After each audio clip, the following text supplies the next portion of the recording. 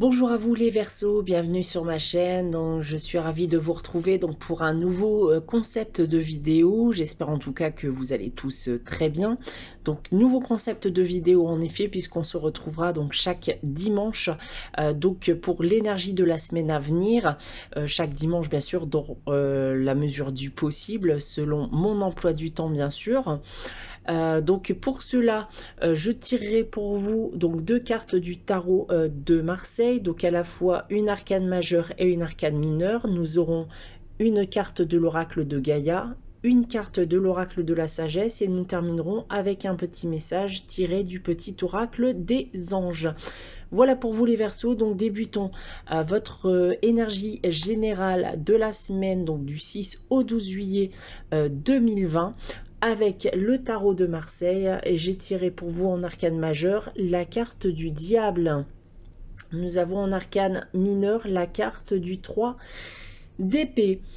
Alors, bien écoutez, les Verseaux, on vous rappelle avec ces deux cartes à être patient, puisque vous avez peut-être tendance à vous rendre anxieux en vous posant un peu trop de questions ou à vouloir que les choses aillent un peu trop vite.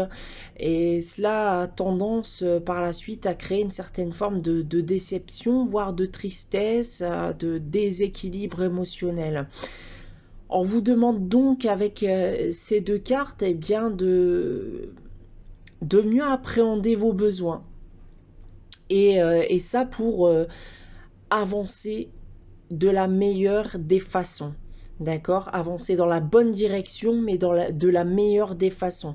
Donc, il va s'agir de ne pas agir par impulsion, mais agir avec intelligence. Et ça pour éviter les déceptions, la tristesse et voilà tout ce qui peut être mauvais émotionnellement pour vous.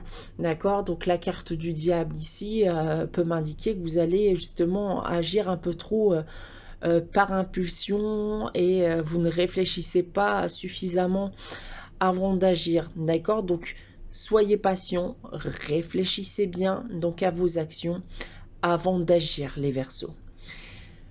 Alors, on en a terminé avec le tarot de Marseille, donc allons voir le message avec l'oracle de Gaïa et j'ai tiré pour vous la carte du reflet. La carte du reflet qui nous indique illusion, autocritique et distorsion. Alors, cette carte, justement, en parlant d'autocritique, va m'indiquer que vous allez rentrer très certainement dans une phase d'autocritique.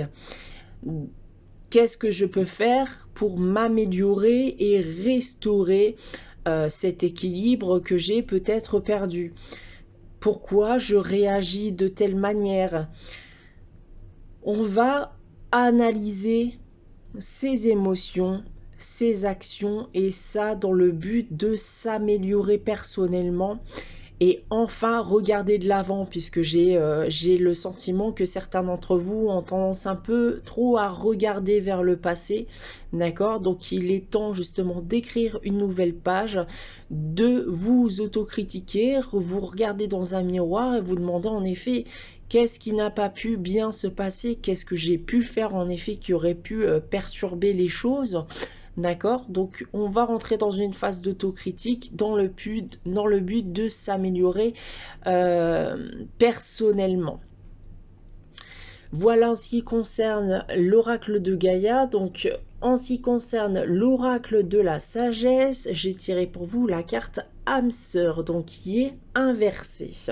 Alors, inversé ne veut pas forcément dire mauvais, donc cela veut dire en direct que vous avez une protection supplémentaire vis-à-vis du message qui vous est donc transmis. Et ce message, eh bien, on va vous indiquer que quelqu'un va entrer dans votre vie ou quelqu'un est entré dernièrement dans votre vie. Et ça dans le but justement de vous guérir et de vous faire retrouver cet équilibre émotionnel que vous avez peut-être perdu.